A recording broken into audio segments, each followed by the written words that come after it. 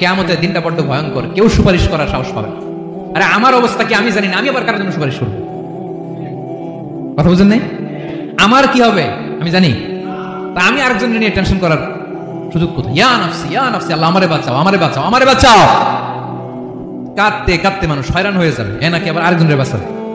বিশ্বনবী বলেন, বিশ্বনবী একবার ছাগলের রান খাচ্ছিলেন, রান খেতে খেতে বিশ্বনবী বলেন, আনা সাইয়্যিদুন নাস ইয়াউমাল কিয়ামাহ, আমি কিয়ামতের দিন সর্বশ্রেষ্ঠ হব, মানুষের মধ্যে সর্বশ্রেষ্ঠ সেরা আমি বিশ্বনবী। আলহামদুলিল্লাহ পড়েন। বিশ্বনবী বলেন সেদিনটা বড্ড ভয়ঙ্কর, সেদিন কেউ কারো কোনো উপকারে আসবে না, বন্ধু বন্ধুর কাজে আসবে না, স্ত্রী স্বামীর উপকারে আসবে না, স্বামী স্ত্রীর উপকারে আসবে না, পীর সাহেব মুরিদকে বাঁচাতে পারবে না, মুরিদ পীর সাহেবকে বাঁচাতে পারবে না, নেতা কর্মীর পরিচয় দিবে না, কর্মী নেতার পরিচয় দিবে না, ভাই বোনকে চিনবে না, বোন ভাইকে চিনবে না, বাবা তার সন্তানকে চিনবে না, মেয়েকে দেখে মা দৌড়ে দৌড়ে পালাবে। বড্ড ভয়ঙ্কর দিন। বিশ্বনবী বলবেন জমিনটা এখনকার মতো থাকবে না, পুরো জমিনটা সমান হয়ে যাবে, ফ্ল্যাট, এখন তো গোল, তখন ফ্ল্যাট, সবাই এক জমিনের উপরে দাঁড়াবে, সূর্যটা মাথার কাছে চলে আসবে, সূর্যের গরমে মানুষের মাথার মগজ গলে গলে কানের ছিদ্র নাকের ছিদ্র দিয়ে বেয়ে বেয়ে পড়বে। আহ, সবাই হয়রান পেরেশান ক্লান্ত শ্রান্ত। মানুষগুলো বলবে বাঁচার কোনো উপায় নাই। 50,000 বছর মানুষ এরকম দৌড়াবে, চিৎকার করবে, কাঁদবে, বাঁচার কোনো উপায় নাই। সবাই বলবে আহ, আল্লাহ যদি বিচারটা শুরু করতো, যা হবার হবে, আগে বিচার শুরু করতো। বিচারই শুরু হয় না, বিচার শুরু হইতে 50,000 বছর। আল্লাহ, 50,000 বছর, 5,000, 15,000 না, 50,000 বছর এরকম যাবে। মানুষগুলো কাঁদতে কাঁদতে বলবে চলো আমরা আদম আলাইহিস সালামের কাছে যাই, যেন আল্লাহর যে সুপারিশ করে, আল্লাহ আপনি বিচার শুরু করেন। কিয়ামতের ময়দানে সবাই মিলে সাইয়েদনা আদম আলাইহিস সালামের কাছে যাই বলবে, ইয়া আবাল বাশার ইয়া আউয়ালাল আম্বিয়া, ও আদম নবী, আপনি দুনিয়ার বুকে প্রথম নবী, আল্লাহ নিজ হাতে আপনারে 60 হাত লম্বা করে বানিয়েছেন, আপনার সম্মানে ফেরেশতাদেরকে সেজদা দিতে বলেছেন, দুনিয়ার প্রথম নবী, প্রথম মানুষ আপনি, আপনি আল্লাহর যে সুপারিশ করেন যেন আল্লাহ বিচার শুরু করে। আদম আলাইহিস সালাম বলবেন আমি পারবো না, কারণ আল্লাহ আমাকে একটা নিষিদ্ধ গাছের কাছে যেতে নিষেধ করেছিল, আমি ভুল করে এই গাছের ফল খেয়েছি। নাফসি নাফসি, আজকে আমার কি হবে আমি জানি না, আমি বড় লজ্জিত। আমারে যদি আল্লাহ জিজ্ঞেস করে কেন খাইছিলাম, আমার কোনো উত্তর নাই, তোমারে বাঁচাবো কেমনে আমি? নবীরা থার করে কাঁপবে শরীর। আদম আলাইহিস সালাম বলবেন আমি পারবো না, মাফ করো আমাকে, আমি পারবো না, ওই যে ভুল করে গন্ধম খেয়ে ফেলেছি, নিষিদ্ধ গাছের ফল খেয়ে ফেলেছি, আমি বড় লজ্জিত অনুতপ্ত, আমি পারবো না। আজকে আল্লাহ এত রাগান্বিত হয়েছে, আগে কখনো আল্লাহ এত রাগান্বিত হয় নাই, ভবিষ্যতে আল্লাহ কখনো এত রাগান্বিত হবে না, আমি পারবো না। এক কাজ করো, তোমরা নূহ আলাইহিস সালামের কাছে যাও। কোন নবী?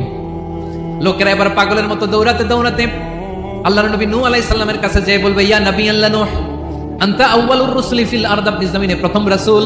আদম আলাইহিস সালাম নবী ছিলেন, রাসূল ছিলেন না, এই দুনিয়ার বুকে প্রথম রাসূল ছিলেন আল্লাহর নবী নূহ আলাইহিস সালাম। সবাই বলবে ও নবী আল্লাহ নূহ, রাসূল আল্লাহ নূহ, আল্লাহ আপনাকে আবদান শাকুরা, শুকরগুজার বান্দা বলে কোরআনে বলেছে। কোরআনে নূহ আলাইহিস সালামের নামেও সূরা আছে না নাই? আপনি আল্লাহর প্রিয় বান্দা, প্রিয় রাসূল। দেখেন আমাদের কি দশা, ঘামতে ঘামতে শেষ, জমিনটা তামার জমিন, সূর্যটা মাথার কাছে, কি করবো আর পারি না, ঘামতে ঘামতে আর কত ঘামবো, কত দাঁড়িয়ে থাকবো। আল্লাহরে যে বলেন বিচার যেন শুরু করে। নূহ আলাইহিস সালাম বলবেন আমিও পারবো না, আমিও পারবো না, আমি আমার ছেলের জন্য এক কথা বলে ভুল করে ফেলছি। যখন মহাপ্লাবন হবে আমি বললাম আল্লাহ আমার কলিজার টুকরা সন্তান রে বাঁচান। আল্লাহ বললেন ও নূহ, সে তোমার সন্তান না, কারণ সে ঈমান আনে নাই, সে পাহাড়ের উপর দাঁড়িয়েছে, দেখি কেমনে সে বাঁচে। ওই যে আমি একটা না বুঝে আবদার করেছি, আল্লাহ আমার উপর রেগে গিয়েছিলেন। আজকে আল্লাহ ওই ব্যাপারে যদি আমারে প্রশ্ন করে, আমার কোনো জবাব নাই, আমি পারবো না, মাফ করো। তোমরা সবাই মিলে আল্লাহর খলিল ইব্রাহিম আলাইহিস সালামের কাছে যাও। লোকগুলো পাগলের মতো খুঁজতে আরম্ভ করবে, অযুত লক্ষ নিযুত কোটি মানুষের ভিড়ে আল্লাহর খলিল ইব্রাহিমকে যায় বলবে, ইয়া খলিলুল্লাহ, ও আল্লাহর খলিল, আল্লাহ আপনাকে বড্ড ভালোবেসেছেন, আপনি কাবা বানিয়েছেন, আল্লাহ আপনাকে বড্ড পছন্দ করেন। দেখেন আমাদের কি অবস্থা, আপনি যে আল্লাহর কাছে সুপারিশ করেন যেন আল্লাহ আজকে বিচার শুরু করে। আল্লাহর নবী ইব্রাহিম বলবেন আমিও পারবো না, আমি আমার জীবদ্দশায় 3টা মিথ্যা বলেছি। কয়টা? আসলে মিথ্যা না, একটু টুইস্ট করে কৌশল করে কথা বলেছিলেন, ওইটাকে হাদিসে মিথ্যা বলা হয়েছে। আমি জীবনে 3টা মিথ্যা বলেছি, জীবন বাঁচানোর তাগিদে কৌশল করে 3টা কথা বলেছি। আজকের এই কঠিন ময়দানে আল্লাহ যদি ওই 3টা কথার ব্যাপারে জিজ্ঞেস করে, লজ্জায় আমি মাথা দেখাতে পারবো না, আমিও পারবো না, আমিও পারবো না। আজকে আল্লাহ এত রেগে আছে, আগে কখনো এত রাগে নাই, পরেও রাখবে না। তোমরা সবাই মিলে বনি ইসরাইলের নবী মুসা আলাইহিস সালামের কাছে যাও।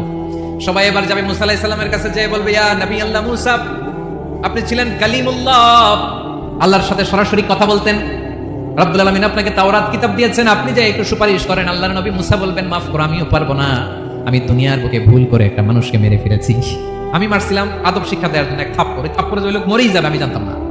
আজকে আল্লাহ যদি জিজ্ঞেস করে কেন মারলা, জবাব আছে? ওই লজ্জায় আমি অনুতপ্ত, আমি পারবো না, আমার এই কথা বলো না, আজকে আল্লাহ বড্ড রেগে আছে, আমি পারবো না। তোমরা আল্লাহর নবী সাল্লাল্লাহু আলাইহি সাল্লামের কাছে যাও। কিয়ামতের ময়দানে মানুষগুলো পাগল পাড়া হয়ে আল্লাহর নবী ঈসা আলাইহিস সালামের কাছে যাবে, যে বলবে নবী ঈসা আপনি রূহুল্লাহ, বাবা ছাড়া আল্লাহ আপনাকে বানিয়েছেন, ইনজিল কিতাব দিয়েছেন, মৃত মানুষকে আপনি জীবিত করতে পারতেন, আজকের এই কঠিন বিপদের দিনে আপনি আমাদের সাহায্য করেন। আল্লাহর কাছে যে বলেন যেন বিচার শুরু করে। ঈসা আলাইহিস সালাম বলবেন আমিও পারবো না, ইন্নী উবিদতু মিন দুনিল্লাহ, আমার উম্মত খ্রিস্টানেরা আল্লাহরে বাদ দিয়ে আমি ঈসার ইবাদত করেছে। আমার মা ম্যারি আর আমাকে ডাকতো জিসাস ক্রাইস্ট, আমার ইবাদত করেছে, যদিও আমি আমার ইবাদত করতে বলি না। ঈসা আলাইহিস সালামও ইবাদত করতে বলেছেন একজনের, তিনি কে? আল্লাহর নবী ঈসা আলাইহিস সালাম বলবেন আমিও পারবো না, আজকে আল্লাহ অনেক রেগে আছে, আমি পারবো না, তবে একটা পরামর্শ দিতে পারি, একটা সাজেশন দিতে পারি। আজকের দিনে এই কঠিন মুসিবতের কালে, এই কঠিন সময়ে কেউ আল্লাহর দরবারে দাঁড়িয়ে একটা টু শব্দ করার ক্ষমতা কারো নাই, একমাত্র আখিরি জামানার পয়গম্বর বিশ্বনবী মুহাম্মদুর রাসূলুল্লাহ ছাড়া। মানুষগুলো এবার আগুনের মধ্যে পানি দিলে যেমনি আগুন নিভে যায়, দাউ দাউ করা হৃদয়ে জ্বলন্ত আগুন তাদের ঠান্ডা হবে। কিয়ামতের ময়দানে ওই বিভীষিকাময় সময়ে মুসিবতের কালে মানুষগুলো পাগল হয়ে বিশ্বনবীকে খুঁজতে আরম্ভ করবে। সবাই মিলে বিশ্বনবীর কাছে যে বলবে ইয়া রাহমাতাল লিল আলামিন, ইয়া খাতামান নবীন, রাহমাতাল লিল আলামিন, দেখেন আমাদের কি অবস্থা, কি কঠিন বিপদে আমরা আছি, দাঁড়াতে পারি না, সূর্যের আলোতে ঘেমে হয়রান, আজকে কেউ সুপারিশ করতে পারবে না। সব নবীরা অপারগতা স্বীকার করেছে, তারা বলেছে আপনি ছাড়া কেউ নাকি আল্লাহর সামনে দাঁড়াতে পারবেন না, আপনি একটু সুপারিশ করেন। বিশ্বনবী বলবেন আসো, আজকের দিনে আমি ছাড়া আল্লাহর সামনে কেউ দাঁড়াতে পারবে না। বিশ্বনবী মাকামে মাহমুদে যে আল্লাহু আকবার বলে সিজদায় লুটিয়ে পড়বেন। আল্লাহ রাব্বুল আলামিন বিশ্বনবীকে এমন কিছু চমৎকার শব্দ শিখাবেন, ওই শব্দগুলো দিয়ে আল্লাহর প্রশংসা করে বিশ্বনবী কাঁদতে আরম্ভ করবেন। বিশ্বনবী এমন ভাবে অজর দ্বারায় সিজদায় লুটিয়ে পড়ে কাঁদবেন, রব্বুল আলামিনের রহমতের দরিয়ায় জোশ লেগে যাবে। রব্বুল আলামিন এই দৃশ্য থেকে সহ্য করতে পারবেন না। রব্বুল আলামিন বলবেন ইয়া মুহাম্মদ ইরফা রাসাক, ও নবী আপনি মাথা তোলেন, মাথা তোলেন, আপনার কান্না আমি সহ্য করতে পারি না, নবী আপনি মাথা তোলেন। সাল তুতা, আজকে আপনি যা চাবেন তাই দেব। নবী আপনি সিজদা থেকে মাথা তুলেন, সাল তুতা, যা চাবেন তাই দেব। ওয়াশফা তুশাফা, যার জন্য সুপারিশ করবেন তার সুপারিশ কবুল করে নেব। বিশ্বনবী এবার মাথা তুলবেন। যে বিভীষিকাময় সময়ে প্রত্যেক নবী বলেছেন আমি পারবো না, প্রত্যেক নবী বলেছেন নফসি নফসি, আমার কি হবে আমি জানি না, আল্লাহ আমারে বাঁচাও। প্রতিটি নবী বলবেন নফসি নফসি, আল্লাহ তুমি আমারে বাঁচাও, আমারে বাঁচাও। বিশ্বনবী মাথা তুলবেন, তুলে বলবেন রব্বি হাবলি উম্মতি, আল্লাহ তুমি আমার গুনাহগার উম্মতকে বাঁচাও। এই দুনিয়ার বুকে রব্বুল আলামিন সব নবীকে একটা করে দাওয়া মুস্তাজাবা দিয়েছেন, মানে যে দোয়া করলে কবুল হয়ে যায় সাথে সাথেই, দাউ বিহা, ওই দোয়াটা দুনিয়ায় করে ফেলেছে। সব নবী কাল একটা করে দোয়া দিয়েছেন, নবী দোয়া করলেই কবুল, সব নবীরা ওই দোয়া করে ফেলেছে দুনিয়াতে। বিশ্বনবী বলেন আমি করি নাই, ওয়া ইন্নী আখতাবিউ দাওয়াতি শাফাআতান লি উম্মতি ইয়াউমাল কিয়ামাহ, আমার ওই স্পেশাল দোয়াটা আমি দুনিয়ার বুকে কঠিন বিপদে পড়েও কোনোদিন করি নাই, আমি আমার স্পেশাল দোয়াটা কিয়ামতের দিন আমার গুনাহগার উম্মতকে সুপারিশের জন্য রেখে দিয়েছি।